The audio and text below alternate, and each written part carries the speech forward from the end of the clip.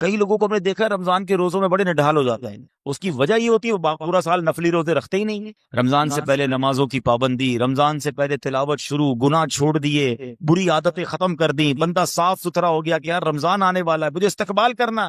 آپ کے گھر میں جب کوئی مہمان آنے والا ہوتا ہے آپ اس کا ویلکم کرتے ہیں نا، انتظار کرتے ہیں، استقبال کرتے ہیں. اور جتنا پیارا مہمان، جتنا معزز مہمان، اتنی تیاری ہوتی ہے. ایسا مہمان جو سال میں ایک بار بڑی مہربانی کرنے والا جب بھی آتا ہے بڑے تحفے دے کر جاتا ہے، اس کے لیے تو بندہ گھر سجاتا ہے. تو ہم نے کوئی دل سجایا، کوئی ذہن سجایا، کوئی تیاری کی کہ اللہ کی طرف سے اتنا پیارا مہینہ آنے والا ہے. کیا ہی اچھا ہو گھر کی صرف صفائی اس نیت سے ہو کہ ماہ رمضان آنے والا ہے. میں نے کچھ لباس تیار کر لیے، دھلوا کے تیار کر لیے، تراویح پڑھوں گا، اس میں عبادت کروں گا. یہ بزرگوں کا طریقہ رہا کہ انہوں نے عبادت کے لیے بہترین لباس الگ رکھے ہوتے تھے. بلکہ مشورہ دوں گا جن کو اللہ نے نوازا ہے اور جو مجھے لائیو بھی سن رہے ہیں، رمضان کی عبادت کے لیے کچھ نئے کپڑے سلوا لو. شادی کے لیے سلواتے ہیں، مہندی کے لیے سلواتے ہیں، برتھ ڈے کے لیے سلواتے ہیں. یہ استقبال ہے نا کہ عبادت کا مہینہ آ رہا ہے، میں انشاءاللہ نماز پڑھوں گا، نئے کپڑے پہن، خوشبو لگاؤں گا، اچھی سی عطر خرید لیں.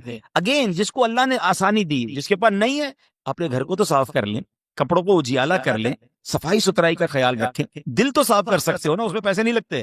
نبی پاک علیہ الصلوۃ والسلام، سبحان اللہ، صدقے کے فضائل کتنے. نبی پاک علیہ الصلوۃ والسلام فرماتے ہیں بے شک صدقہ کرنے والوں کو صدقہ قبر کی گرمی سے بچاتا ہے، اور بلا شبہ مسلمان قیامت کے دن اپنے صدقے کے سائے میں ہوگا. جب سایہ نہیں ہوگا، جب بہت گرمی ہوگی، جب بڑی تپش ہوگی، سوچو صدقہ کرنے والا کتنا خوش نصیب ہے. اور وہ اور خوش نصیب ہے جو روزانہ کچھ دنوں کے بعد جب موقع ملتا ہے دیتا ہی رہتا ہے. میرا سایہ بڑا ہو جائے، میں اس گرمی میں کہیں تپش میں مارا نہ جاؤں. اگر اس نیت سے صدقہ دو کہ مولا کریم قیامت کے دن کی گرمی سے بچا لیجیے، تو انشاءاللہ صدقہ دینے کا لطف بھی اور آئے گا. یا الہی گرمی محشر سے جب پڑ کے بدر کے دامن محبوب کی ٹھنڈی ہوا کا ساتھ ہوتا. یا الہی جب زبانیں باہر آئے پیاس سے ساقی کوثر شہے جود و عطا کا ساتھ. اے میرے بیچے اسلامی بھائیوں، صدقہ دینے میں بڑی جس کو کہنا خوشی دلی کے ساتھ آگے بڑھ کر ان موقعوں سے فائدہ اٹھانا چاہیے. صدقہ عمر میں اضافے کا بھی باعث بنتا ہے. جی ہاں، بڑا کمال کا واقعہ ہے. حضرت عیسیٰ علیہ السلام کے زمانے میں ایک دھوبی تھا، لوگوں کے کپڑے آپس میں تبدیل کر دیتا تھا. تو لوگوں نے حضرت عیسیٰ علیہ السلام کو اس کے بارے میں بتایا کہ حضور یہ بندہ بڑا گڑبڑ بندہ ہے، سب کے کپڑے ملا دیتا ہے، تو آپ جو ہے اس بندے کے لیے کچھ کیجئے. آپ نے اللہ کی بارگاہ میں اس کی ہلاکت کی دعا کر دی. وہ بندہ دھوبی اپنے معمول سے گھر سے نکلا، اس کے پاس 3 روٹیاں تھیں. ایک سائل آیا تو اس نے ایک روٹی اسے دے دی. سائل نے دعا دی اللہ تعالیٰ تجھ سے آفات سماویہ یعنی آسمانی آفتیں سے تجھے بچا لے. دھوبی نے اس دعا سے بڑا متاثر ہوا، ایک اور روٹی دے دی. اس سائل نے دعا کی کہ اللہ تعالیٰ تجھے جملہ آفتوں سے محفوظ رکھے. اس نے تیسری روٹی بھی دے دی. تو دھوبی سے اس سائل نے دعا کی اللہ تعالیٰ تجھے توبہ کی بھی توفیق عطا فرمائے. اب ایک بڑا سانپ جو ہے اس کی گٹھڑی میں داخل ہو چکا تھا، کیونکہ اب اس کی ہلاکت کی دعا ہو گئی تھی. اس سانپ کی گویا قدرتی یہ ڈیوٹی لگائی گئی تھی کہ اس دھوبی کو کاٹنا ہے نا. جب دھوبی کپڑے لینے کے ارادے سے اس نے گٹھڑی کے اندر ہاتھ ڈالا تو فرشتے نے اس سانپ کو لوہے کی ایک لگام ڈال دی اور وہ دھوبی سلامتی کے ساتھ واپس آ گیا. دھوبی کو پتہ ہی نہیں چلا کیا ہوا ہے. لوگوں نے حضرت عیسیٰ علیہ السلام سے عرض کی کہ اے روح اللہ، دھوبی تو صحیح سلامت واپس آ گیا، آپ نے تو اس کی ہلاکت کی دعا کی تھی، آپ تو اللہ کے نبی ہیں، ذرا سنو. حضرت عیسیٰ علیہ السلام نے اس دھوبی کو بلایا، فرمایا بتاؤ تم نے کون سی بھلائی کی ہے؟ کہتا 3 روٹیاں تھیں، وہ تینوں اللہ کی راہ میں صدقہ کی، اور وہ مجھے فقیر جو تھا وہ ہاتھ اٹھا کر جھولیاں اٹھا کر دعائیں دیتا رہا. تو آپ علیہ السلام نے اس سانپ سے پوچھا کہ تم نے اسے قتل کیوں نہیں کیا؟ سانپ نے عرض کی اے اللہ کے نبی، اللہ عز و جل نے آپ کی دعا قبول فرما لی تھی اور مجھے اس کو ہلاک کرنے کے لیے بھیجا تھا. جب اس دھوبی نے سائل کو صدقہ دیا تو ایک فرشتے نے آ کر مجھے لوہے کی لگام ڈال دی. جب لوگوں نے یہ بات سنی، دھوبی نے یہ بات سنی، اسے بڑا تعجب ہوا کہ اتنا گناہگار، میں لوگوں کو اتنی تکلیف پہنچانے والا، صرف ایک نیکی کی اور مجھے آفت سے بچا لیا گیا. اس دھوبی نے توبہ کر لی کیونکہ اس سائل نے توبہ کی بھی دعا کی تھی. تو پتہ یہ چلا آفتوں سے بچنا چاہتے ہیں، مصیبتوں سے بچنا چاہتے ہیں. آج کل تو کرونا وائرس کا زمانہ ہے، بلاؤں کا زمانہ ہے، ارے اس میں تو زیادہ صدقہ دینا چاہیے. اپنے نام کا بھی، بچوں کے نام کا بھی، فیملی کے ہر فرد کے نام پر صدقہ نکالتے رہیں کہ یا اللہ صدقے کی برکت سے ان بلاؤں، ان وباؤں سے بچانا. ارے وباؤں سے، بلاؤں سے، آنے والی مصیبتوں سے صدقہ کیسے بچاتا ہے کہ سنیے، ایک شخص سیدنا ابو ہریرہ رضی اللہ تعالیٰ عنہ کی بارگاہ میں حاضر ہوا.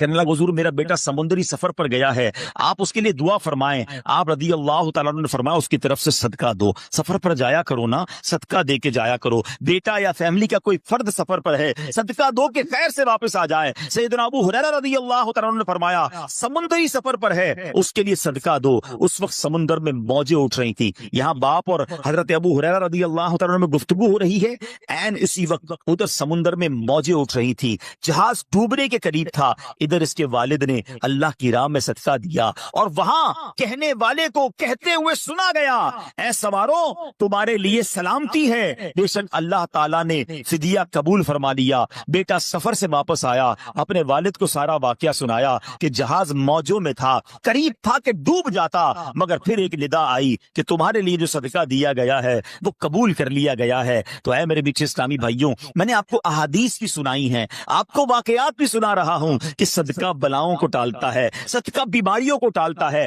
آپ میں نبی پاک علیہ الصلوۃ والسلام کی زبانی ایک خوبصورت واقعہ آپ کو سناتا ہوں۔ پیارے آقا علیہ الصلوۃ والسلام نے ہی یہ واقعہ صحابہ کرام کو سنایا۔ واقعہ کیا ہے؟ میرے آقا فرماتے ایک عورت کے منہ میں لقمہ تھا، کھانا کھا رہی تھی، ہاتھ میں لقمہ اور منہ میں ڈال لیا، اتنے میں دروازے پر ایک سائل آیا۔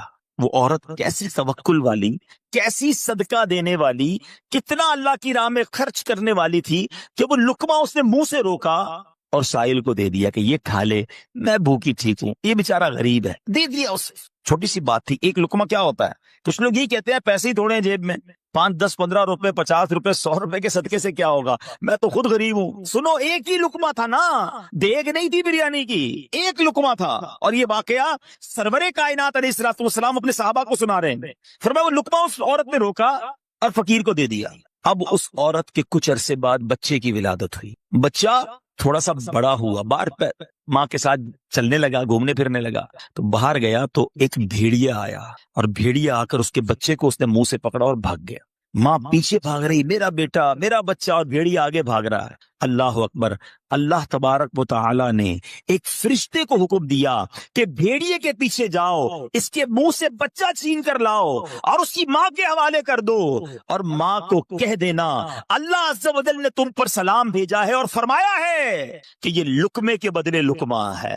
بات آئی سمجھ میں؟ اپنا لقمہ جو تم نے میری راہ میں دیا تھا، بھیڑیے کے لقمے سے تمہارے بیٹے کو بچایا ہے تمہارے رب نے، اللہ نے سلام بھیجا ہے۔ اے میرے بیچے اسلامی بھائیو، یہ حدیث بتا رہی ہے کہ گناہ، نیکی جو تھوڑی سی بھی ہو نا، وہ ضائع نہیں کی جاتی، وہ اللہ کے یہاں محفوظ ہے۔ جمعے کے خطبے میں ایک حدیث سنتے ہیں، البر لا یبلا والذنب لا ینسا والدیان لا یموت۔ سن لو، نیکی پرانی نہیں ہوتی، گناہ بھلایا نہیں جاتا، اور فیصلہ کرنے والا جو رب عز و جل ہے اسے موت نہیں آتی ہے۔ اب ہمیں سوچنا ہے کہ ہم نیکی کر بھی رہے ہیں کہ نہیں، کہ گناہ کر کر کے اپنے اکاؤنٹ کو بھری جا رہے ہیں۔ کہ چھوٹے چھوٹے صدقے جب جب موقع ملے نا، ماشاءاللہ ہم جمعہ پڑھنے جاتے ہیں، کل بھی جائیں گے، مسجدوں میں ہم نے دیکھا ہوگا مسجد کا ڈبہ آتا ہے سامنے، کچھ نہ کچھ ڈال دیا کرو، اس نیت کے ساتھ یار تھوڑے اور جمع کرا دوں اپنی آخرت میں، تھوڑے اور اپنے پیسے جمع کرا، تھوڑے اور آگے چلے جائیں۔ اور یہ میں ایسے ہی خود نہیں کہہ رہا، سبحان اللہ، میں آپ کو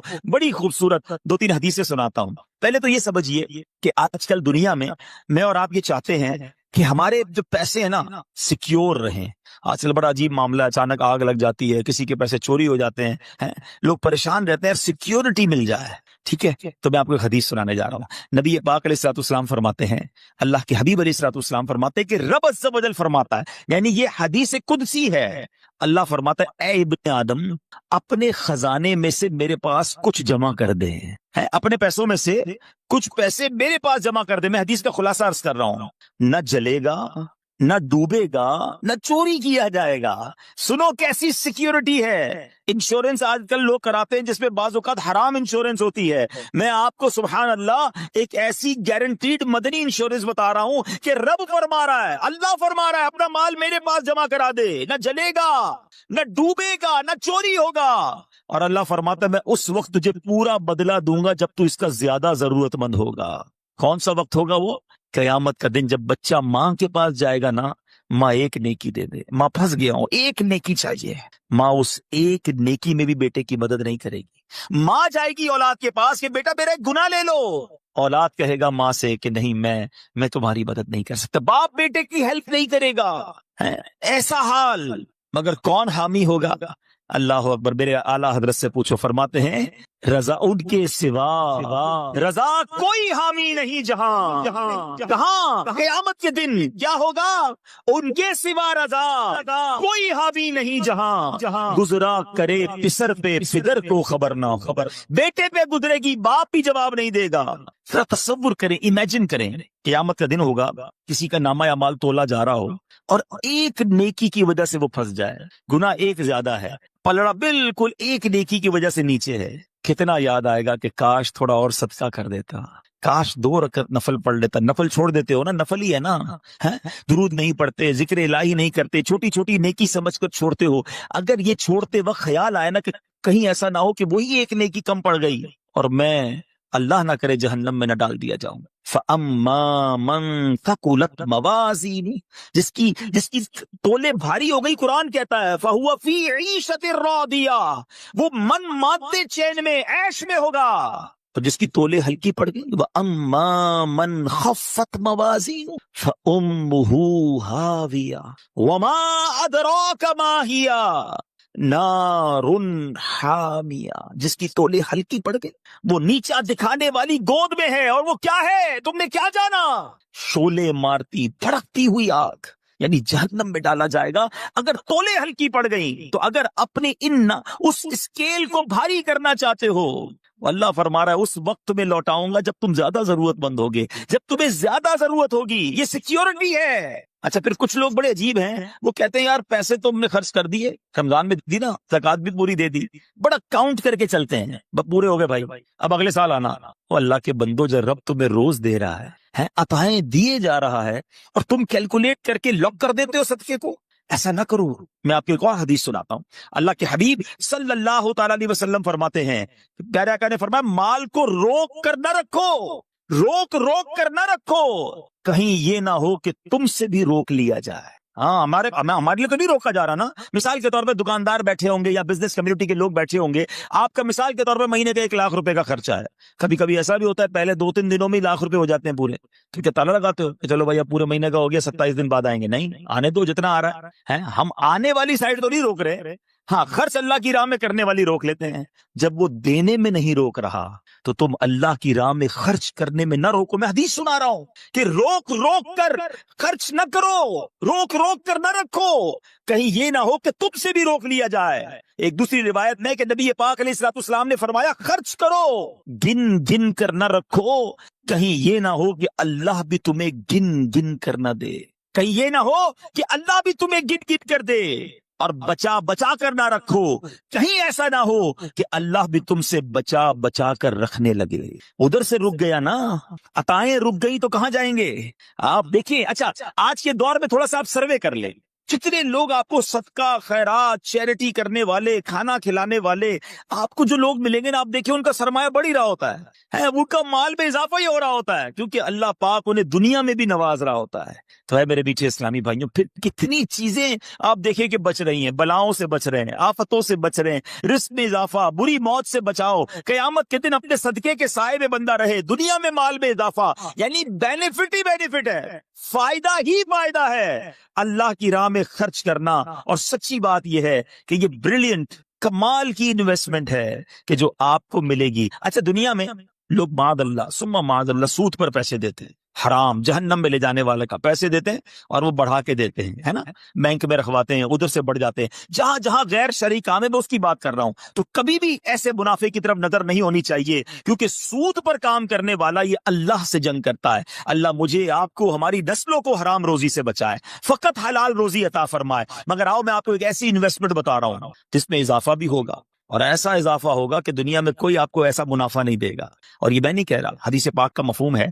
हम जब सदका करते हैं ना, मेरे और आपके हाथ से निकलता है। अल्लाह के हबीब अलैहिस्सलाम फरमाते, जिसका मजमून है कि जब सदका बंदे के हाथ से निकलता है, हाथ से निकलते ही अल्लाह के दस्ते कुदरत में चला जाता है, और अल्लाह तुम्हारे सदकों को पालता है जैसे तुम जानवर को पालते हो। छोटा बछड़ा होता है, छोटा जानवर होता है, आहिस्ता आहिस्ता बड़ा होता है ना। फरमाया, जब बंदा खजूर का सदका देता है ना, कयामत के दिन उस खजूर के सदके का रब्बे करीम उसे ओहद पहाड़ जितना सवाब अता फरमाएगा। बढ़ता जाएगा, थोड़ा थोड़ा सदका भी कयामत के दिन अल्लाह ने चाहा पहाड़ों की मानिंद मिलेगा।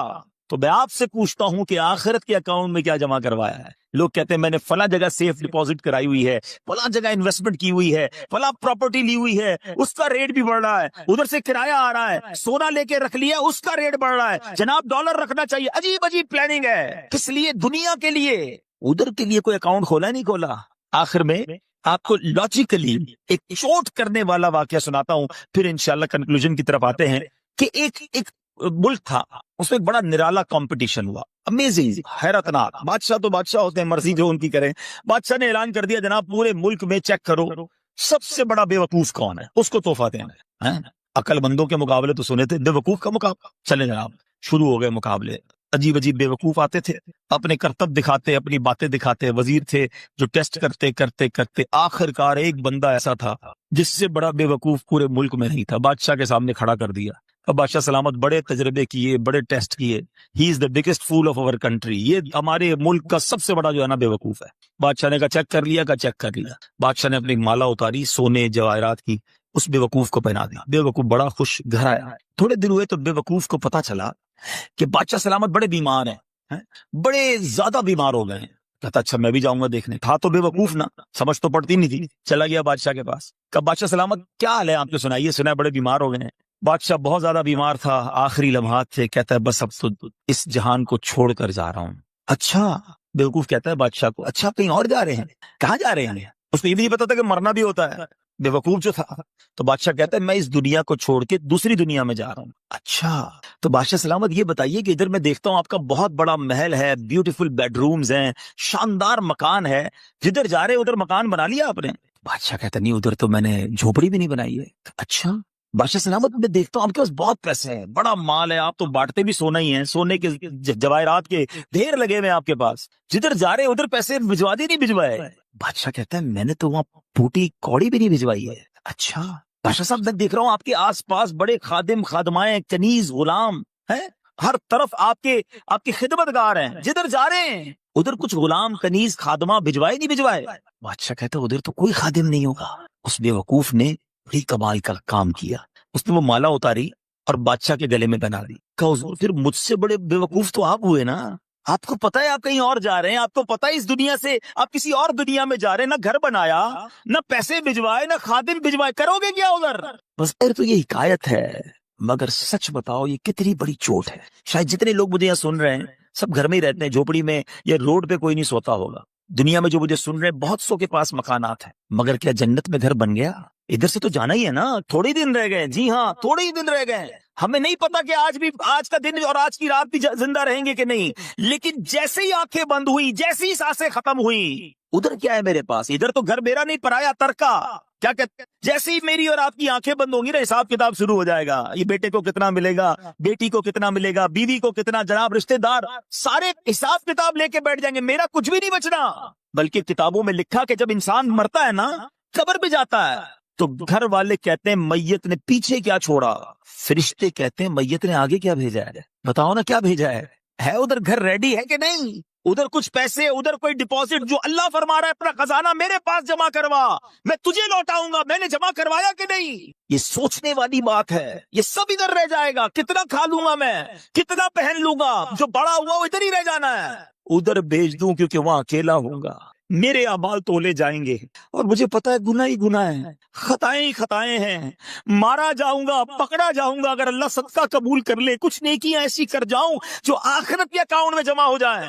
اے میرے پیچھے اسلامی بھائیوں، خدا را آج یہ ذہن بنا لیجیے کہ جب بھی اللہ کی راہ میں خرچ کرنے کی باری آئے تو اس کو برڈن فیل نہ کریں، بوجھ فیل نہ کریں، سعادت فیل کریں، محسوس کریں کہ یا اللہ تیری مہربانی، پھر موقع دیا اپنے اکاؤنٹ میں جمع کرانے کا۔ بلکہ اکثر ایسے ہوں گے جو سوچ رہے ہوں گے یار اپنے پاس تو اتنے پیسے نہیں ہیں، ہم کہاں سے بنائیں گے؟ اللہ دل دیکھتا ہے، وہاں نیتیں دیکھی جاتی ہیں۔ ہاں آپ نیت تو کر لو نا کہ اللہ مجھے مسجد بنانی ہے، اللہ انتظام خود کر دے گا۔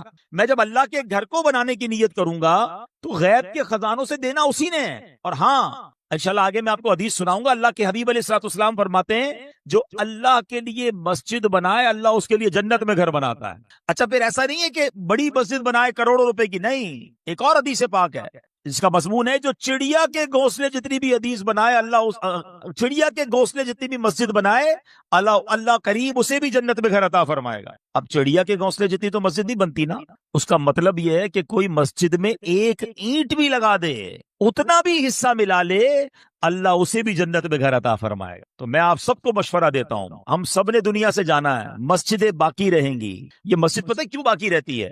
میں اللہ کی رحمت سے پوری دنیا میں ٹریول کرتا ہوں، میں نے دیکھا ہے چرچ بکتے ہیں، مندر بکتے ہیں، گرجا گھر بکتے ہیں، یہودیوں کی عبادت گاہ بھی اب تو بکنا شروع ہو گئی، مسجد نہیں بکتی ہے، وہ بک بھی نہیں سکتی ہے۔ کیوں؟ کسی کی پراپرٹی نہیں بچتی نا۔ وہ ہم کیا کہتے ہیں جب مسجد کو وقف کرتے ہیں؟ وقف اللہ۔ اس کا مطلب کیا ہوا؟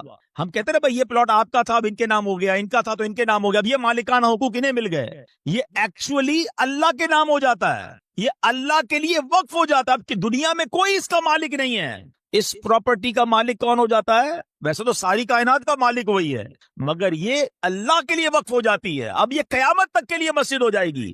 آپ کو 1400 سال سے مسجدیں نظر آ رہی ہیں۔ مسجد قباء موجود ہے نا، مسجد نبوی موجود ہے، کب بنی تھی؟ 1400 سال پہلے۔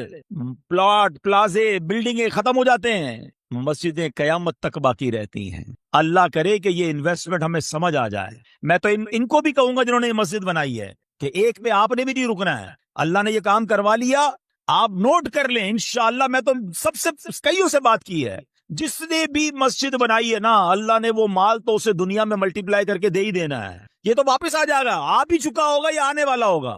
ہاں، کیونکہ آخرت میں جنت کا گھر الگ ملے گا، ادھر ملٹیپلیکیشن الگ ہے۔ تو یہ اللہ سے کاروبار کر کے آپ بھی دیکھ لو۔ اور سبحان اللہ، میں ایک اور مشورہ دیتا ہوں کہ جب دعوت اسلامی والے مسجد بنائے نا، تب تو سبحان اللہ آپ نے سمجھنا یہ لاٹری لگ رہی ہے، کیونکہ دعوت اسلامی والے مسجد نہیں بناتے، ثواب کی پوری فیکٹری لگاتے ہیں۔ ابھی میں ان سے مشورہ کر رہا، دیکھیں ابھی تو آج پہلی نماز ہوئی ہے نا، ہم نے پتہ کیا سوچنا شروع کر دیا ہے؟ بیسمنٹ میں کیا ہوگا؟ انشاءاللہ ہم پلان کر رہے ہیں کہ بیسمنٹ میں ہماری اسلامی بہنوں کا اجتماع ہوگا، بیسمنٹ میں اسلامی بہنوں کا جامعۃ المدینہ لگے گا، یعنی نیچے خواتین کی ثواب کی فیکٹری لگ جائے گی، یہاں انشاءاللہ نمازیں ہو رہی ہوں گی۔ اللہ نے چاہا اس کی سیکنڈ تھرڈ فلور پہ جا کے اب انشاءاللہ یہاں کے بچوں کے لیے جو درس نظامی کی کلاسیں ہیں، اور بھی ہو سکتا ہے بہت سارے کورسز ہم ڈیزائن کریں، ورنہ نارملی مسجد بنتی ہے، نماز ہو رہی ہوتی ہے، یہاں درس شروع ہو جائے گا، یہاں مدرسۃ المدینہ بالغان شروع ہو جائے گا، اللہ نے چاہا یا قافلے آنا شروع ہو جائیں گے، رمضان چل رہا ہے آخر میں اعتکاف شروع ہو جائے گا، تھوڑے دنوں بعد ہو سکتا ہے یہاں کوئی کورس اناؤنس ہو جائے کہ جناب 3 دن کا کورس ہے، آئیے عبادت کرتے ہیں، کورس سیکھتے ہیں۔ تو بنانے والوں کے تو وارے نیارے ہو گئے نا کہ ہر وقت ثواب کا بیٹر جاری ہے۔ تو دعوت اسلامی والے جب مسجد دنیا میں کہیں بنائے، میرا آپ کو مشورہ ہے کہ وہ آپ کے پاس آئے نہ آئے، آپ خود آگے بڑھیں کہ یار تھوڑا حصہ میرا بھی ملا لو، یار میری ماں کے نام پر، میرے والد کے نام پر، آپ کی مہربانی مجھے پارٹنر بنا لو، کیونکہ یہ قیامت تک ثواب چلتا رہے گا اور مجھے بھی اس کا ثواب ملتا رہے گا۔ اللہ ہماری دعوت اسلامی کو سلامت رکھے۔ اس مسجد کو بنانے والوں کو سب پہنچ گئی، یہ کیسا بندہ ہے؟ عرض کیا گیا یہ وہ شخص ہے جس میں 3 صفات ہے۔ اب غور کیجئے گا، یعنی آپ سوچیں جس کا مقام عرش الہی کے نور تک پہنچنا ہو، ٹھیک ہے؟ آپ سمجھیے، پہلے میں آپ کو سمجھاتا ہوں یہ سٹیٹس کیا ہے۔ بار شریعت میں ہے کہ مسلمانوں کی روحیں جو ہیں وہ مختلف مقامات پر رہتی ہیں، جیسا اس کا رتبہ، جیسا اس کی زندگی کے اعمال، ویسا اس کی روح کو مقام ملتا ہے۔ بعض لوگوں کی روحیں قبروں میں رہتی ہیں، بعض لوگوں کی روحیں جو ہے زمزم شریف کے کنویں میں رہتی ہیں، بعض مرحومین وہ ہوتے ہیں جن کی روح زمین و آسمان کے درمیان ہوتی ہے، کسی کی پہلے آسمان، کسی کی دوسرے، کسی کی تیسرے، چوتھے، پانچویں، چھٹے، ساتویں آسمان، جیسا مرتبہ ایسا اس کی روح کو عروج ملتا ہے۔ اور بعض کی آسمانوں سے بھی بلند، بعض روحیں عرش کے نیچے قندیلوں میں رہتی ہیں، بعض کی اعلیٰ علیین میں رہتی ہیں۔ ہم اللہ سے دعا کرتے ہیں اللہ ہم جب دنیا سے جائیں ہماری روح کو اعلیٰ علیین میں جگہ عطا فرما۔ امیر اہل سنت کا بہت پیارا شعر ہے نا، آئیے مل کے پڑھ لیتے ہیں۔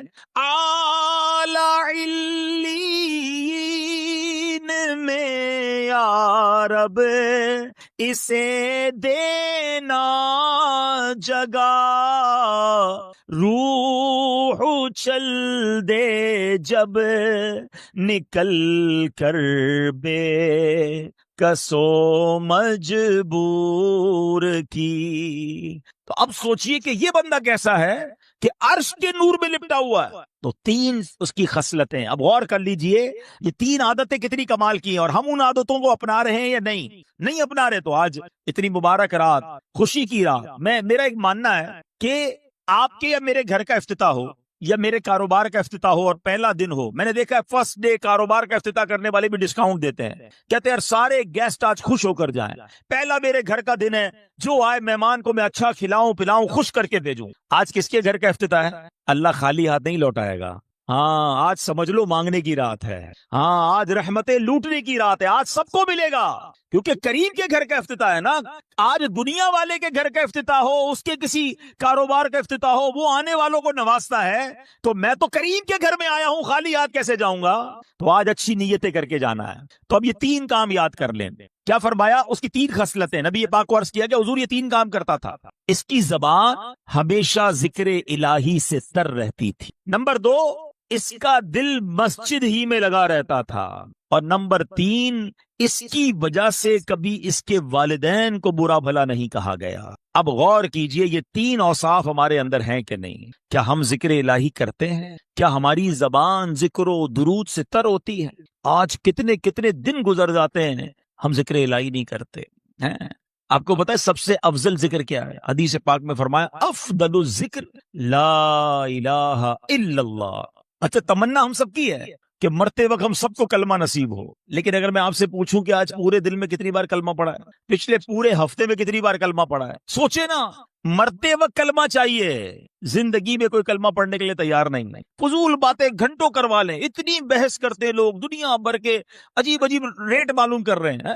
آج کے سونے کا دام یہ بہت سونا ہائی جا رہا ہے، ڈسکس کیا ہو رہا ہے؟ گولڈ ڈسکس ہو رہا ہے۔ بھائی تم کو لینا ہے کچھ گولڈ؟ لینا میں نہیں، ایسی چیک کرتا ہوں، اتنا ٹائم ہے۔ آج پیٹرول کا دام یہ، انٹرنیشنل سٹاک ایکسچینج یہ، بھائی کیا کرنا ہے اس کا جس کا فائدہ کوئی نہیں؟ اتنی دیر کلمہ پڑھ لیتے نا بھائی، اتنی دیر درود پاک پڑھ لیتے، اتنی دیر کوئی اور اللہ کا ذکر کر لیتے۔ ذکر الہی نہیں کرنا، باتیں کروا لو گھنٹوں، چائے کے ہوٹل پر بیٹھیں گے 1 گھنٹے تک چائے پوری نہیں ہوگی، ٹائم بہت ہے، ٹائم نہیں ہے تو ذکر الہی کا ٹائم نہیں۔ اللہ قرآن میں سنو کیا فرماتا ہے، اللہ کے حبیب اللہ کے پیارے کلام میں اللہ فرماتا ہے یا ایھا الذین آمنوا اذکروا یا ایھا اللہ الحمدللہ اللہ اکبر۔ کتنی دیر لگی؟ 10 سیکنڈ نہیں لگے، ٹھیک ہے؟ 10 سیکنڈ میں کتنے پیسے کما لیتے ہو بھائی؟ کبھی سوچئے گا، جتنا بھی بڑا آپ کا کاروبار ہے، آپ مہینے کا کروڑ روپے کماتے ہو، ملٹی پلائی کریں، ڈیوائڈ کریں، 10 سیکنڈ میں کتنے بناتا ہوں؟ چند روپے بنیں گے، مشکل سے شاید چند روپے بھی نہیں بنیں گے، لیکن ہم سب نے، اللہ قبول فرمائے، تو ہم سب نے یہاں بیٹھے بیٹھے کیا کما لیا؟ میرے نبی علیہ السلام کے سچے وعدے ہیں، جو ایک بار سبحان اللہ کہے اس کے لیے جنت میں درخت لگا دیا جاتا ہے، ایک بار الحمدللہ کہے جنت میں درخت، ایک بار اللہ اکبر کہے جنت میں درخت لگ جاتا ہے، مگر ذکر الہی نہیں کرتے۔ اگر ہمیں کوئی کہے کہ جناب آج رمضان اسکیم آ رہی ہے کہ جو جتنی بار سبحان اللہ کہے گا اتنے 1000 روپے ملیں گے، جتنی بار الحمدللہ کہے گا اتنے 1000، ایک درود پاک پر 1000، ایک کلمہ پاک پر 1000، سچ بتاؤ کیا ہوگا؟ لوگ کہیں گے موبائل بند، 30 ڈیز کچھ کام نہیں کروں گا، تسبیح ہوگی اور میں ہوں گا۔ یار دنیا کے پیسے کے لیے ہم تیار ہو جائیں اور ہر سبحان اللہ پر جنت کا ایک درخت ہے، ہم کیوں تیار نہیں ہوتے؟ تو پلیز یہ غور کیجئے کہ وہ نور، عرش کے نور میں لپٹا ہوا شخص کون تھا جس کی زبان ذکر الہی سے تر رہتی تھی۔ اور ذکر الہی کا ایک اور انداز کیا ہے کہ ہم اپنی باڈی کا بھی ذکر کریں۔ پتہ ہے پوری باڈی ذکر کب کرتی ہے؟ جب آپ نماز پڑھتے ہیں۔ یہ اللہ کا شکر بھی ہے اور یہ ذکر، یہ بدن کا ذکر ہے، پورا آپ ود ایکشن اللہ کا ذکر کر رہے ہیں نا، تلاوت بھی کر رہے ہیں، رکوع بھی کر رہے ہیں، تسبیح بھی پڑھ رہے ہیں، سجدہ بھی کر رہے ہیں۔ اللہ کرے کہ یہ والا ذکر بھی ہمیں نصیب ہو جائے۔ ادھر نمازیں قضا ہو جاتی ہیں لوگوں کی۔ اب ذرا پیر مہر علی شاہ صاحب کا جملہ سنو، بڑوں کی بڑی باتیں ہیں نا۔ آپ پتہ کیا کہتے ہیں؟ پیر مہر علی شاہ صاحب کون ہے؟ آئے ہائے، بہت زبردست عاشق رسول۔ یہ وہ ہستی ہیں کہ جن کو نبی پاک کا دیدار نصیب ہوا اور پھر انہوں نے کلام لکھا، اج سکھ متراں دی ودھیری ہے۔ آخر میں کیا لکھتے ہیں؟ کتھے مہر علی کتھے تیری ثنا۔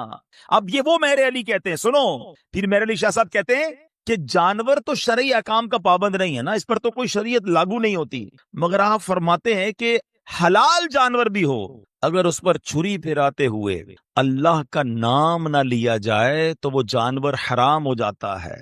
غور کرو، جانور شریعت کا پابند نہیں ہے، اس کا دم ذکر اللہ کے بغیر نکل جائے تو وہ حرام ہو جاتا ہے۔ تو جس کی ہر سانس شریعت کی پابند ہے، ہم انسان ہیں نا، ہم تو مسلمان، ہم تو شریعت کے پابند ہیں نا، اگر یہ سانس ذکر الہی کے بغیر نکل جائے تو اس کا فائدہ کیا ہوگا؟ کیسی مثال دی ہے۔ اس کا وہ جو خون نکل رہا ہے، اس کا جو دم نکل رہا ہے، اگر اس وقت اللہ کا ذکر نہ لیا وہ حرام ہو گیا. ہمارا تو دن رات ذکر الہی کے بغیر چل رہا ہے، فکر ہی کوئی نہیں ہے. اے میرے پیارے اسلامی بھائیو، پلیز رمضان آ رہا ہے، بی پریپیئر. خدا کی قسم یہ اللہ کا بہت بڑا انعام ہم پر ہونے جا رہا ہے. ہم اللہ سے اس کے آج گھر میں افتتاح کی پہلی رات دعا کرتے ہیں، اللہ ہمیں خیر سے رمضان نصیب کیجیے مالک. رمضان سے پہلے ہم دنیا سے نہ جائیں، اور اے اللہ رمضان بھی صحت و عافیت کے ساتھ عطا کرنا. اللہم بلغنا رمضان بالصحت وعافیہ. اور میرے مولا یہ رمضان ہماری زندگی کا یادگار رمضان بنا دے. اس میں ہم خوب عبادتیں کریں، اے اللہ خوب نمازیں پڑھیں، کوئی روزہ قضا نہ ہو جائے. ساری تراویحاں پڑھنا میرے پیارے اسلامی بھائیوں، یہ لاٹری ہے ہماری، ہمیں اندازہ نہیں ہے. سچ بتاؤں رمضان بخشوانے آ رہا ہے. نبی پاک کی ایک حدیث رمضان کی فضیلت کے لیے کافی ہے. میرے آقا فرماتے ہیں اگر میری امت کو معلوم ہوتا کہ رمضان کیا ہے وہ تمنا کرتے کہ سارا سال ہی رمضان ہو. مولا علی پتہ ہے کیا فرماتے، شیر خدا کرم اللہ تعالی وجہ الکریم، فرمایا اگر اللہ کو اس امت کو عذاب دینا ہوتا نا تو اس امت کو سورہ اخلاص اور رمضان عطا نہ فرماتا. اس کا مطلب عذاب سے بچانے والے ہیں یہ. قرآن کو پکڑ لو، رمضان کو تھام لو، رمضان کی برکتیں لوٹنی ہیں. مگر ادھر لوگوں نے رمضان کو کچھ اور بنایا ہوا ہے. ہاں آج کل تو ایک عجب ٹرینڈ بنا ہوا ہے. ہمارے یہاں رمضان عبادت کے لیے ایسا لگتا ہے کھانے پینے کے لیے آ رہا ہے. ابھی تیاریاں ہو رہی ہوں گی، کچھ لوگ اسٹور بھر رہے ہوں گے، ریٹ بڑھ جائے گا.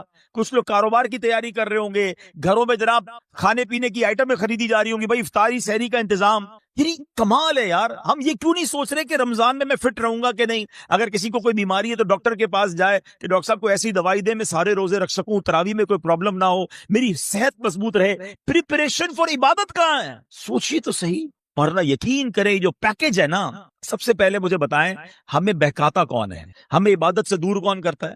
بتاؤ نا. شیطان. ہمارا وہ دشمن کون ہے؟ شیطان ہی کو بند کر دیا. یعنی مزیدار بات دیکھے کہ جس نے مجھے ڈی ٹریک کرنا ہے، جس نے مجھے عبادت سے ہٹانا ہے، اس کو تو اللہ نے بند کر دیا. اچھا پھر دنیا کا دستور کیا ہے؟ جتنا چیلنج زیادہ اتنا ریوارڈ زیادہ. آپ کو کہا جاتا ہے نا یہ ٹارگٹ پورا کرو پھر اتنے پیسے ملیں گے، پھر آپ کو جناب اتنا انسینٹو ملے گا. عقل کیا کہتی ہے کہ ہوتا یہ کہ اللہ فرماتا کہ بھائی شیطان کا پاور بڑھا دیا، وہ زیادہ اٹیک کرے گا، اب تم نیکی کرو تو زیادہ ثواب ملے گا. پھر تو سمجھ آتا ہے مقابلہ بڑھا تو ثواب بڑھا. نہیں، شیطان بند، کوئی بہکانے والا نہیں ہے. اب سبحان اللہ نفل پڑھو تو فرض کا ثواب ملے گا، فرض پڑھو تو 70 گنا ثواب ملے گا. روزہ رکھو تو اللہ فرماتا ہے روزہ دار کی جزا میں خود ہوں. روزہ دار کا سونا بھی عبادت. روزہ دار کے منہ سے بدبو جو بو آتی ہے افطار سے پہلے، فرمایا وہ مشک کی خوشبو سے زیادہ اللہ کے یہاں پسندیدہ ہے. راتوں کو رحمت کے دروازے کھول دیے جاتے ہیں. اور میں آپ کو ایک اور بات بتاؤں، be prepare for the first night. Ramzan کی پہلی رات انشاءاللہ 2-3 دن میں آنے والی ہے، ایسی اسپیشل رات ہے. سبحان اللہ. حدیث پاک میں آتا ہے جب رمضان کی پہلی رات آتی ہے اللہ اس امت پر نظر رحمت فرماتا ہے، اور جس پر رب نظر رحمت فرمایا اسے کبھی عذاب نہیں دے گا. پہلی رات تو تیار ہو کے بیٹھنا ہے. ہاں پہلی رات رحمت کے دروازے کھلیں گے جو آخری رمضان تک بند نہیں ہوں گے. آپ کو پتہ ہے کروشل ٹائم کون سا ہے؟ ڈیلی روز افطار کے وقت 10 لاکھ گناہگار جہنم سے آزاد کیے جائیں گے. بتاؤ افطار کے وقت کیا کیفیت ہونی چاہیے. ہمارے گھر میں تو افراتفری ہے. ہماری بہنوں کو تو خدا کے واسطے اس بار ٹرینڈ چینج کرو نا. ہماری فیملی آخری منٹ تک کچن میں رہتی ہے. ان کو بھی کہیں 10-15 منٹ پہلے سارے کام کر لو، جو بھی گرم ٹھنڈا ہے ٹھیک ہے آ کے بیٹھ جاؤ. اب دسترخوان پر کاش ہاتھ اٹھے بخش، میری ماں کو بھی بخش دے، میرے والد کو بھی بخش دے، میری زوجہ کو بھی بخش دے. کتنا اچھا ہو کہ ساری فیملی ہاتھ اٹھا کر دعا کرے. اور اے کراچی والوں آپ کے لیے تو بڑا زبردست موقع ہے. باقی دنیا میں جو لوگ ہمیں سن رہے ہیں نا، ان کو افطار کا ٹائم مدنی چینل سے میچ نہیں ہوتا ان کا. ہم تو کراچی میں اور فیضان مدینہ میں افطار کے وقت سبحان اللہ کیا منظر ہوتا ہے. آپ کو پتا ہے 5000 لوگ اعتکاف میں بیٹھ رہے ہیں. پوری دنیا سے 5000 افراد آ رہے ہیں، اور ان کو انشاءاللہ ہم پلان کر رہے ہیں اب 5000 افراد اگر انشاءاللہ بیٹھیں گے اور ان کے ہاتھ اٹھے ہوں گے اور اللہ کے ولی کے ساتھ وہ دعائیں کر رہے ہوتے ہیں، اگر ہم بھی اپنے گھر پہ یا تو وہاں پہنچ جائیں، وہاں نہیں آ سکتے تو مدنی چینل پر سارے گھر والے مل کر دعا میں شامل ہو. یہ 10 لاکھ گناہگار بخشے جا رہے ہیں. پلیز اس کی تیاری کرنی ہے. آپ کو بتائے رمضان میں ہر سجدے پر حدیث پاک کا مضمون ہے 1500 نیکیاں دی جاتی ہیں، اور ہر سجدے پر جنت میں سرخ یاقوت کا ایک گھر عطا فرمایا جائے گا. وہ لوگ سوچے جو تراویحوں سے بھاگ جاتے ہیں. 3 روزہ تراویح، 7 روزہ تراویح، میں نہیں کہتا نہیں ہونی چاہیے، مگر 3 روزہ کا مطلب یہ نہیں کہ پڑھ کے غائب، پورا رمضان تراویح پڑھے نا. ہر سجدے پر آپ کو 1500 نیکیاں مل رہی ہیں. پھر کیسے آپ کا جناب آپ سجدہ نہ کرنے کو جی چاہتا ہے؟ مزہ تو یہ ہے نماز پڑھیں کہ یار میں رات کو اٹھ کر تہجد بھی پڑھوں، میں ابابین بھی پڑھوں، میں اشراق چاش بھی پڑھوں، لیکن ایسا نہیں ہے. لوگ تراویح پہلے 4-5 دن رمضان میں تراویح پڑھ رہے ہوتے لوگ، اس کے بعد ہم نے دیکھا آہستہ آہستہ آہستہ نمازی کم ہونا شروع ہو جاتے ہیں. آپ سوچیں ہم یہ کیا کر رہے ہیں. کاش یہ بات ہمیں سمجھ آئے. تو اے میرے پیارے اسلامی بھائیوں، اس بار نیت کریں کہ رمضان میں پوری تراویح پڑھیں گے انشاءاللہ، رمضان میں پورے روزے رکھیں گے تو انشاءاللہ اس کی برکت ہمیں نصیب ہوں گی. درود پاک پڑھ لیں، صلو علی الحبیب. بہرحال انشاءاللہ آواز جاری ہے جتنی جاری آپ انتظام کریں. تو میں یہ عرض کر رہا تھا کہ ہمیں یہ بات سمجھنی ہے کہ یہ اللہ کے ذکر سے اپنی زبانوں کو تر رکھنا جو ہے یہ بہت بڑی نعمت ہے.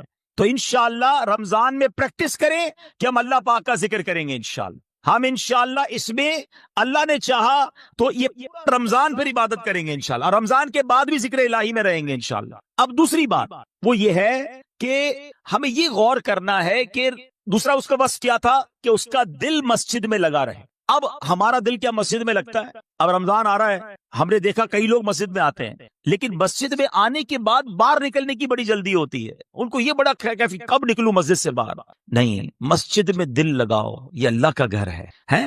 مومن کی مثال دی گئی کہ مومن مسجد میں ایسے ہوتا ہے جیسے مچھلی پانی کے اندر ہوتی ہے. لیکن بعض لوگ ہم نے دیکھا کہ مسجد میں آتے ہیں تو ایسا لگتا ہے مچھلی پانی کے باہر ہے. مچھلی پانی کے باہر کیسے تڑپ رہی ہوتی ہے، ان کو بھی ایسی تڑپ لگی ہو جلدی بھاگیں، امام صاحب بس سلام پھیرے تو ہم نکل جائیں. کیوں؟ باہر بیٹھنے کے لیے آپ کے پاس ٹائم ہے، مسجد پہ کیوں نہیں بیٹھنا بھائی؟ ایک اور حدیث پاک ہے جس کا مضمون ہے کہ اللہ قیامت کے دن اپنے عرش کا سایہ جن خوش نصیبوں کو نصیب فرمائے گا نا، ان میں ایک خوش نصیب وہ ہے کہ جو مسجد سے باہر جائے تو اس کا دل مسجد میں لگا ہو. علماء نے اس کی مثال دی کہ مسجد میں دل لگنے کا مطلب کیا ہے. فرمایا جیسے ہر کام کے بعد گھر جانے کو جی چاہتا ہے نا، یار کام ختم ہوا چلو گھر چلتے ہیں، تھوڑا موقع ملا چلو گھر چلتے ہیں، دل لگا ہے نا گھر میں. فرمایا کیا ایسا مسجد میں آنے کو جی چاہتا ہے؟ یار ظہر پڑھ لی، اب عصر کا ٹائم کب ہوگا، اب مغرب کا ٹائم کب ہوگا، اب دوبارہ کب جاؤں گا مسجد میں. نہیں ہے لوگوں کا یہ مائنڈ سیٹ. پلیز اپنے آپ کو مسجد سے جوڑیں. اور یہ رمضان آپ آتے ہیں مسجد میں، اب یہاں میری ان سے بھی گزارش ہے جو رمضان میں آتے ہیں، آنا چاہیے پورا سال. لیکن ایک اور پرابلم کیا ہے کہ مسجد میں آ کر مسجد کا ادب نہیں کرتے. پہلے یاد کر لیجیے اللہ کا گھر ہے. ہم دنیا میں کسی منسٹر، کسی وزیر، کسی بڑے محل میں جائیں کتنا تیار ہو کے جاتے ہیں، یار اس کے آداب کا خیال رکھیں. مسجد کا کسی کو خیال ہی نہیں ہوتا، جیسے کپڑے ویسے پہن کے آ جاتے ہیں. آپ کو پتا ہے بعض صورتوں میں جب آپ کے لباس اور آپ کے منہ سے، جسم سے اگر بو آ رہی ہے تو بعض صورتوں میں مسجد میں آنا ہی جائز نہیں ہے. مگر لوگ اب آ رہے ہوتے ہیں کیسے کپڑے پہنے، پسینے کی بو آ رہی ہے، کوئی تیاری نہیں. یار آپ کہیں جاتے ہو تیار ہو کے جاتے ہو، اللہ کے گھر میں آئے، خوشبو لگائیں، اپنا چہرہ صاف کریں، اچھے طریقے سے ہو کر آئیں، اچھے کپڑے پہن کر آئیں. بزرگان دین نے تو نماز کے لیے الگ کپڑے رکھے ہوئے تھے. جتنا اکرام کرو گے نا اللہ کے گھر کا اتنا نوازے جاؤ گے. یاد رکھنا اس بار رمضان میں سٹینڈ کو بھی چینج کریں. اور پھر ایک اور بات یہ ہے کہ مسجد میں آ رہے ہیں نا تو پھر مسجد کے ہو جائے نا، پھر کیوں چلے جاتے ہیں. یہ بھی بڑا دل دکھتا ہے کہ رمضان میں پہلے 3-4 دن سبحان اللہ فجر میں بھی مسجد فل ہے، تراویح میں بھی فل، 2-3 دن کے بعد پھر تھوڑے ہونے لگ جائیں گے. اور اس کے بعد کیا ہوگا، آخری راتوں میں پھر آئیں گے، پھر جذبہ آئے گا. اس کے بعد پھر چاند نظر آیا تو ایسے غائب.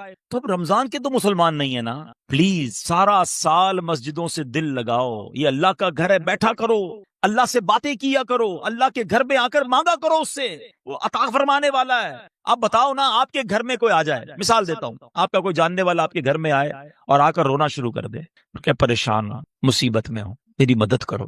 آپ کہیں گے یار یہ تو گھر کے اندر آ گیا ہے، گھر میں آ کر رو رہا ہے، اب تو کرنا ہی پڑے گا نا کچھ. دنیا کا بھی دستور ہے نا، گھر آئے کو کون منع کرتا ہے. اب جو اللہ کے گھر میں آ کے بیٹھ گیا، کریم کے گھر میں آ کے بیٹھ گیا، ہم تو نماز کے بعد نماز کے علاوہ بھی بیٹھا کرو. بے شک لوگ جا رہے جانے دو، کونا پکڑ لو، بیٹھ جائے. دنیا کو بتاتے ہو نا اپنے پرابلم. میں آپ کو ایک آج مشورہ دیتا ہوں، اپنے دل کا دل کی بات دنیا والوں کو مت بتایا کرو، کسی کو مت بتایا کرو کیا پرابلم ہے. کوئی کچھ نہیں کر سکتا. دنیا والے مذاق اڑاتے ہیں. آپ کسی کو جا کر کہتے ہیں نا میرا یہ پرابلم ہے، میرا یہ مسئلہ ہے، آپ حل کر دیں. حل نہیں کرتے، پیچھے جا کے باتیں کرتے ہیں. آیا تھا میرے پاس، بڑا پریشان تھا، اس کا تو یہ مسئلہ تھا، اس کا تو یہ مسئلہ تھا. میں کیوں بتاؤں کسی کو یار میرا مسئلہ؟ جس رب کائنات نے مسئلہ حل کرنا ہے، جو مسبب الاسباب ہے، جو شافی الامراض ہے، جو دنیا کو نواز رہا ہے، بیٹھ جاؤ نا اس کے گھر میں. آ گیا ہوں یا اللہ تیرے گھر میں، پریشان ہوں، تھک گیا ہوں مولا، دنیا بھر کے دھکے کھا لیے، مسئلہ حل نہیں ہوا کریم، اب تیرے گھر میں آ کر بیٹھ گیا ہوں، اور تو میری ماں سے زیادہ مجھے چاہنے والا ہے. اے اللہ بس میری جھولی بھر دے. باتیں کرو اللہ سے, دل کی باتیں کرو. بیمار ہوں اے اللہ, علاج نہیں ہو رہا, اے اللہ پیسے بھی نہیں ہے علاج کے, اے مالک مدینے جانا ہے اس کے لیے بھی پیسے نہیں ہے, لوگ جا رہے ہیں میں اکیلا رہ جاتا ہوں, اے اللہ تو قریب ہے, مجھے بھی مکے مدینے دکھا دے. آپ کے دل میں جو پریشانی ہے, اے اللہ قرضے میں ہوں نہیں اتر رہا قرضہ, اے اللہ روزگار نہیں مل رہا ہے, اے اللہ کاروبار کر رہا ہوں نقصان ہو رہا ہے, لوگ ستاتے ہیں مجھے مالک, میری بچی بیمار ہے, اے اللہ بچی کا رشتہ نہیں ہو رہا ہے, میری بچی سسرال میں خوش نہیں ہے, کیوں بتاتے ہو دنیا کو, غریب کے گھر میں کیوں نہیں آ کر بیٹھ جاتے جو خود فرماتا ہے ادعونی استجب لکم, مانگو میں تمہیں عطا کروں گا. دنیا والے مذاق اڑاتے ہیں ہمارا, ہم ان کے دھکے کھاتے ہیں, اور جو وہ اپنی رحمت کا دروازہ بند نہیں فرماتا. اور رمضان میں ارے راتوں میں رحمت کا ندا دینے والا فرشتہ ندا دیتا ہے کوئی مانگنے والا کہ اس کو عطا کیا جائے, ہے کوئی توبہ کرنے والا اس کی توبہ قبول کی جائے, ہے کوئی مغفرت کا سوالی اس کا سوال پورا کیا جائے. اور ہمارے لوگ کیا کر رہے ہیں, رمضان کرکٹ ٹورنامنٹ ہو رہا ہے, ان راتوں میں جن راتوں میں پکارا جا رہا ہے کوئی مانگنے والا, کیا کر رہے ہیں, سحری کھانے جا رہا ہوں, کدھر جا رہے ہو, رات کو فلاں جگہ ڈنر کرنے جا رہا ہوں, روڈوں پہ گھوم رہے ہیں. ارے رحمت کے در کھلے ہوئے کدھر بھاگ رہے ہو یار, بیٹھ جاؤ اللہ کے گھر میں, نہ جاؤ باہر. یہ پوری زندگی پڑی ہے کھانے پینے کے لیے, پتہ نہیں پھر رمضان ملے نہ ملے. کیا پچھلے رمضان میں ایسے لوگ نہیں تھے جو اس رمضان میں ہمارے ساتھ نہیں ہیں؟ اگلے رمضان میں ہو سکتا ہے میرے بارے میں کوئی بات کرے, آپ کے بارے میں بات کرے, یار بھائی ہمارے ساتھ تھا, اب نہیں, چلا گیا دنیا سے. ارے اگر رمضان مل جائے نا, ضائع مت کرنا.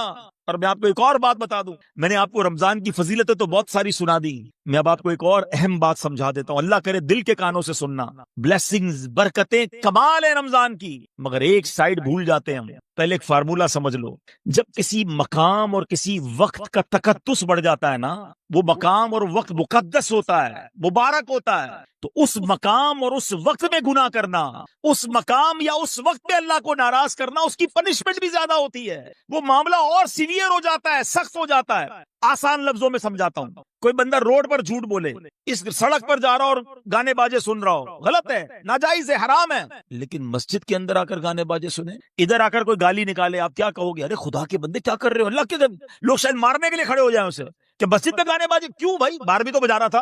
آپ کہیں گے باہر بجانا ٹھیک تھا بھائی, یہ تو مسجد ہے, یہ تو اور عذاب ہو جائے گا, اور گناہ ہو جائے گا. مقام چینج ہوا, سیویریٹی بڑھ گئی نا, سختی بڑھ گئی نا.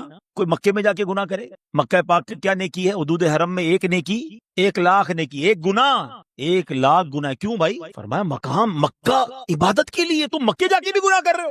مفتی احمد یار خان نعیمی فرماتے ہیں جمعہ کا دن اتنا مبارک ہے کہ جمعے کے دن کوئی ایک نیکی کرے 70 نیکیاں ملتی ہیں, 70 ٹائم ملٹیپلائی ہو جاتا ہے. مگر جمعہ کے دن کوئی گناہ کرے تو اس کا گناہ بھی 70 گنا ہو جاتا ہے. ہر جمعے ایک فارمولا بناؤ, نیکیاں کریں مگر اس سے زیادہ ضروری گناہ نہ کریں. یہ الگ ٹاپک ہے کہ کئی ملکوں میں, کئی پاکستان کے شہروں میں جمعہ چھٹی ہے نا, تو جمعرات ہو گئی ویکینڈ نائٹ, تو لوگ جمعرات کو بھی زیادہ گناہ کر رہے ہیں, جمعے کو بھی زیادہ گناہ کر رہے ہیں کیونکہ چھٹی کا دن ہے. ارے اللہ کے بندوں کو چھٹی اس لیے دی گئی تھی زیادہ عبادت کرتے, تو یہ حال ہے ہمارا. مگر اب آؤ رمضان میں گناہ کرنے کا مطلب سمجھتے ہو آپ؟ ہاں یہ سمجھ لو, حدیث پاک کا مضمون ہے, جو رمضان میں ایک گناہ کرے اس کے 1 سال کے اعمال برباد کر دیے جائیں گے. ایک گناہ. مولا علی شیر خدا کرم اللہ تعالی وجہ الکریم نے ایک مردے کو دیکھا, آپ اللہ کے ولی تھے, آپ کی نگاہیں تھی, سبحان اللہ, آپ نے عذاب قبر میں اسے دیکھ لیا, مردہ پکار رہا ہے, علی میری سفارش کیجئے, میں آگ میں جل رہا ہوں. آپ نے اللہ کی بارگاہ میں دعا کی, مولا اسے بچا لے. ارشاد ہوا, اے علی اس کی سفارش نہ کریں, کیونکہ یہ رمضان میں دن میں تو روزے رکھتا تھا, رات گناہوں سے باز نہیں آتا تھا.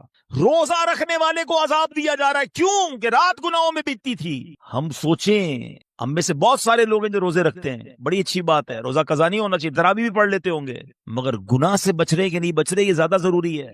چیک کریں وہ تمام دروازے بند کرنے مجھے رمضان سے پہلے کہ جن سے میں گناہ کر بیٹھتا ہوں. آپ کو اور مجھے ایک بار بیٹھنا پڑے گا, تسلی سے سمجھنا پڑے گا کہ کون سا ایسا دروازہ ہے جس سے میں گناہ کر بیٹھتا ہوں, تاکہ وہ دروازے سارے بند کر دوں, ورنہ مر جاؤں گا. رمضان میں گناہوں کی عادت رہی تو میں تو مارا گیا نا, لوگ بخشے جا رہے اور میں گناہ کر کے عذاب کا حقدار بن رہا ہوں اتنے مقدس مہینے میں.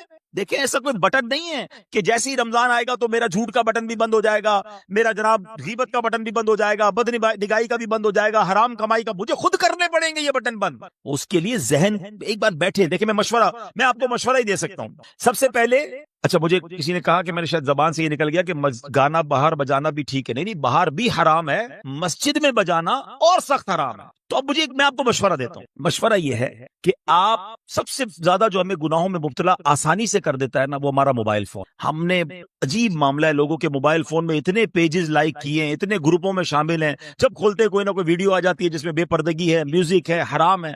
آپ رمضان میں کم از کم اپنی عادت بنائیں کہ سوشل میڈیا پہ نہیں جانا ہے. ضرورت ہے واٹس ایپ وغیرہ کی تو بھائی میسج کر دیا, کسی کو فون کر لیا, باقی سوشل میڈیا اس لیے نہ کھولیں گے تو کچھ نہ کچھ ایسا ہو جائے گا, ایک گناہ ایک سال کے اعمال نہ برباد کر دے. سیکنڈ نمبر پہ یہ دیکھیں کہ اگر کچھ دوستوں کی گیدرنگ ایسی ہے کہ میں جب بھی جاتا ہوں غیبت, چگلی, ہنسی مذاق, کسی کو تنگ کرنا, جھوٹ, نہیں یار میں اس گیدرنگ میں نہ جاؤں کیونکہ وہاں جاؤں گا تو گناہ ہو جائیں گے, میں تلاوت کر لیتا ہوں, میں مسجد میں وقت گزار لیتا ہوں, میں کوئی اور نیکی کر لیتا ہوں. نہیں کوئی دوست وغیرہ رات نہیں جاگ سکتے, سو جائے.